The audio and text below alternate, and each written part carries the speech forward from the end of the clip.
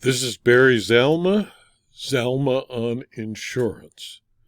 I'm an attorney who is retired from the practice of law and now spend my time as an insurance claims consultant and expert witness, an author and producer of these videos.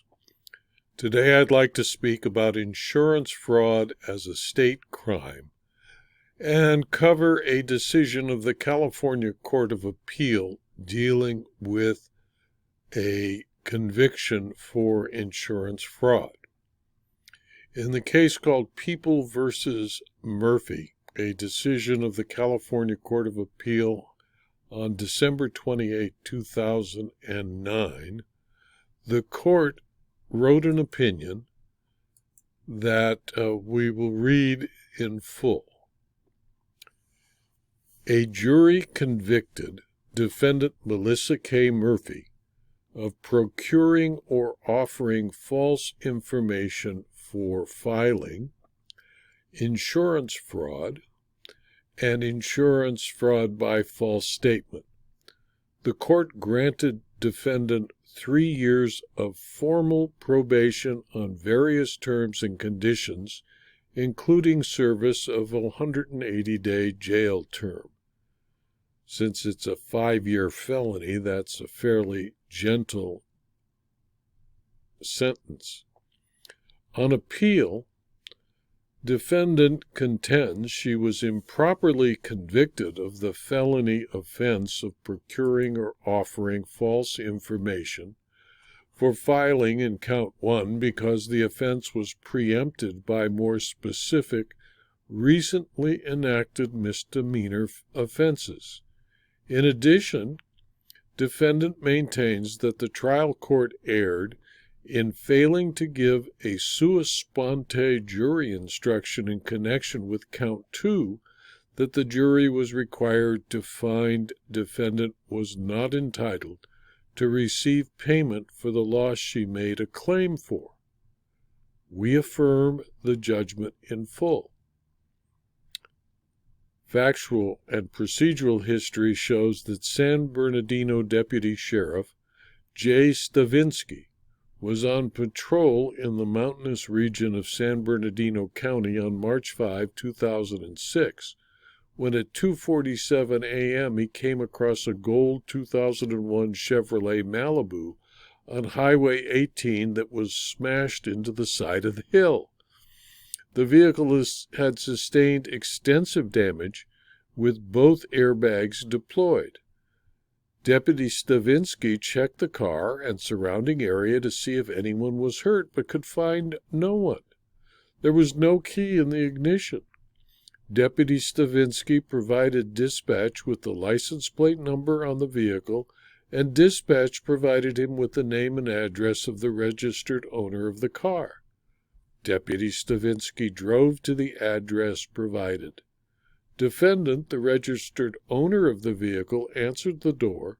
Upon contact, defendant had a phone in her hand and reported to Deputy Stavinsky that she had been attempting to obtain the number for the California Highway Patrol in order to report her vehicle as stolen.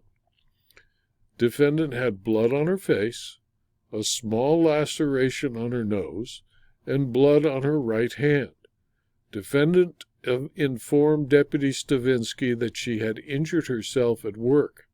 Deputy Stavinsky drove defendant and her mother to the vehicle. Defendant informed Deputy Stavinsky that she had met a friend at a bar in Running Springs around 11 p.m. the preceding evening.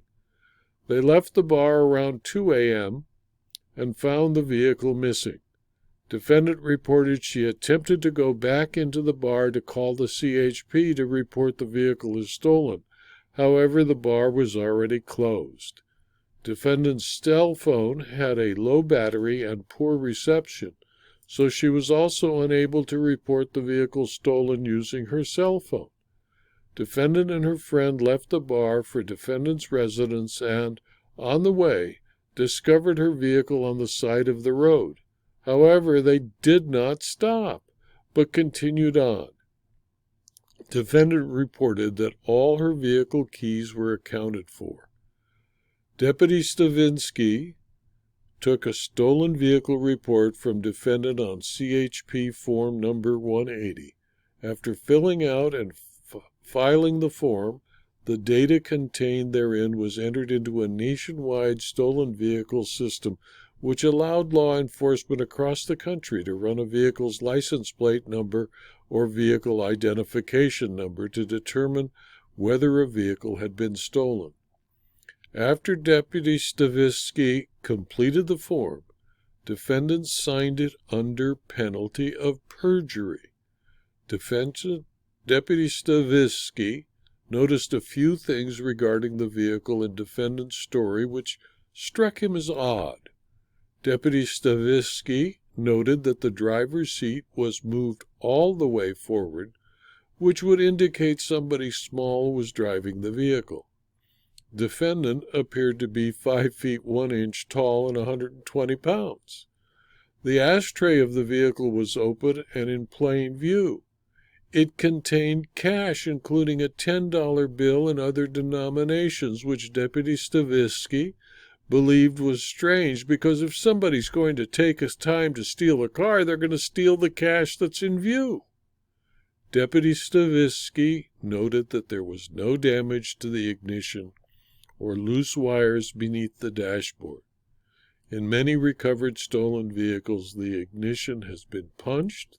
That is, some foreign object has been used to punch the ignition out, remove a section of it so the thief can stick some form of object in there to start the vehicle. A CHP station was located on Highway 18 between the bar and defendant's home. Defendant had not stopped at that station to report the vehicle as stolen on her way home. Defendant informed Deputy Stavisky that she had imbibed alcohol while at the bar. However, she did not exhibit any objective symptoms of intoxication. He did not perform any field sobriety test, chemical test, or investigate the accident as the result of driving under the influence. Defendant's friend, Lisa Barbato, testified that she called defendant from a payphone on the night of March 4, 2006, and they agreed to meet at the Fireside Inn bar in Running Springs. Barbato arrived sometime between 11 p.m. and midnight. Defendant arrived 15 to 20 minutes thereafter. They drank, played pool, and danced. Defendant drank 1 or 2 beers, while Barbato drank a couple of beers. Defendant left the bar first. She re-entered the bar and informed Barbato that she could not find her car. Defendant asked Barbato for a ride home. Defendant did not call the police from the bar. They left the bar together sometime after 2 a.m. The door behind them locked so that they could not get back in to call the police. Barbato drove defendant home. They did not stop at the CHP station, which was located between the bar and defendant's home, because Barbato did not think about it. On the way, they came across defendant's vehicle. They pulled over and spent between 4 and 5 minutes looking through it. Barbato's cell phone was not working, so they could not call the police at the time. They left the site to head straight for defendant's house. When they arrived, defendant appeared to call the CHP. The reporting officer, Deputy Collins, interviewed Barbato, and she related a story substantially identical to that which she testified. Barbato was later interviewed by district attorney investigators, to whom she gave the same version of events. Investigator Smith informed Barbato he had a videotape of Barbato and defendant getting into defendant's car. He showed her the videotape but refused to play it for her because he said it needed to be enhanced. Barbato testified she continued to relate the same version of events at least 10 times. Barbato informed Smith that she had to go to work. Smith offered her a ride. However, she was a delivery driver. She needed her vehicle and declined the offer. Smith informed Barbato that she could not leave Until they were done questioning her, he informed her that they had retrieved her fingerprints from defendant's vehicle. She asked if she could call her work, and they told her she could not. They blocked her path when she attempted to leave. On the day of the accident, defendant held a policy with Western General Insurance covering her vehicle. She made a claim on that policy regarding the accident. The vehicle was reported as a total theft recovered. A recorded statement was taken from defendant on March 9, 2006, and in that statement, defendant reported that her car was stolen. She alleged she came out of the bar and found her car missing, but she could not get back into the bar to report it missing. On the way home, she and her friend found the vehicle on the side of the road. They pulled over, checked it out, and left. She reported that her keys were missing and she never found them. She ended the recording by affirming under penalty of perjury that all her statements were true. The court, in its discussion of the case, stated, defendant contends the legislature enacted misdemeanor statutes which more specifically define the felony offense for which she was convicted in count 1, and her counts should be reduced. Penal Code Section 115, Subdivision A, provides that every person who knowingly procures or offers any false or forged instrument to be filed, registered, or recorded in any public office within the state, which instrument, if genuine, might be filed, registered, or recorded under any law of this state or of the United States, is guilty of a felony. Defendant claimed that she was entitled to receive payment on her insurance claim, despite her fraudulent statements, so long as the jury did not find that she was under the influence of alcohol when she was driving the vehicle. The people, on the other hand, contended that another provision of defendant's insurance policy, providing that, quote, the company will not provide coverage under this policy to any person who has knowingly concealed or misrepresented any material fact or circumstance or engaged in fraudulent conduct in connection with the presentation or settlement of a claim, invalidated defendant's claim because she falsely reported that the vehicle had been stolen.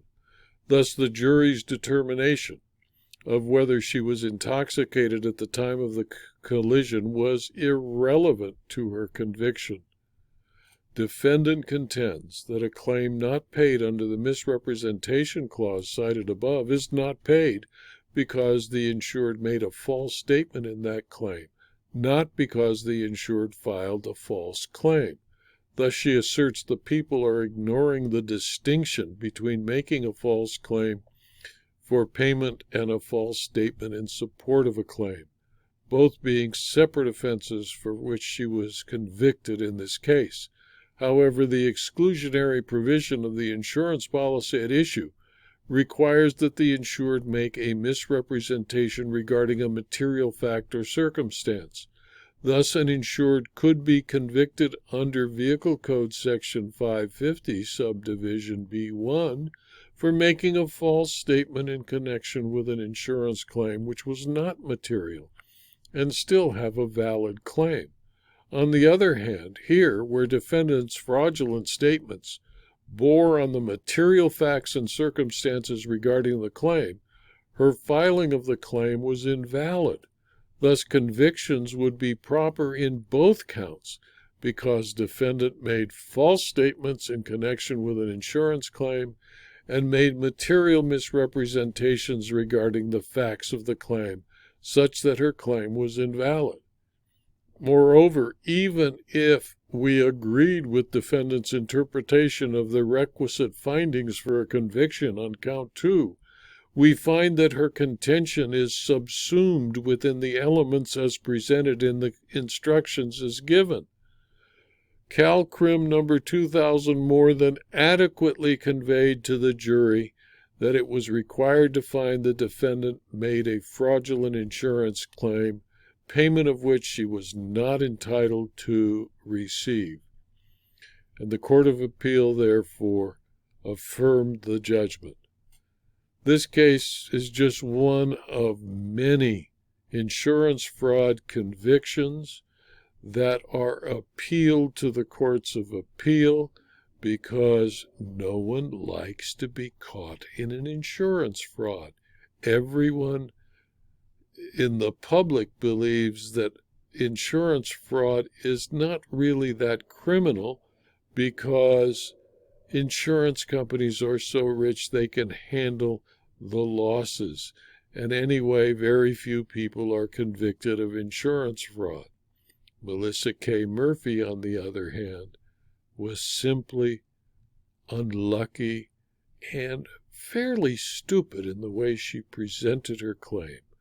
And it should be of interest to anyone in the insurance claims business and in the insurance defense business and in the defense of people insured who are arrested and tried for violation of the various false claim statutes like California Penal Code Section 550, to understand that this type of appeal simply will fail.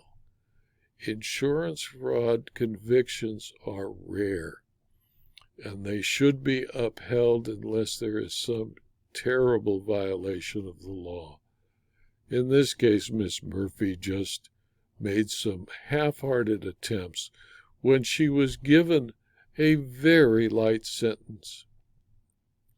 This video was adapted from my book Insurance Fraud Volume 2, How Lawyers and Claims People Defeat Insurance Fraud, which is available as both a Kindle book and a paperback from Amazon.com, and where you can learn about it in more detail from my website Zalma.com by clicking on the Insurance Claims Library link, where you'll learn about this and my other books on insurance and insurance claims. If you found this video to be interesting and helpful to you, please refer it to your colleagues. It's free. And please subscribe to my YouTube channel, my Rumble channel, and my blog so that you can learn about future videos and blog postings. Thank you for your attention.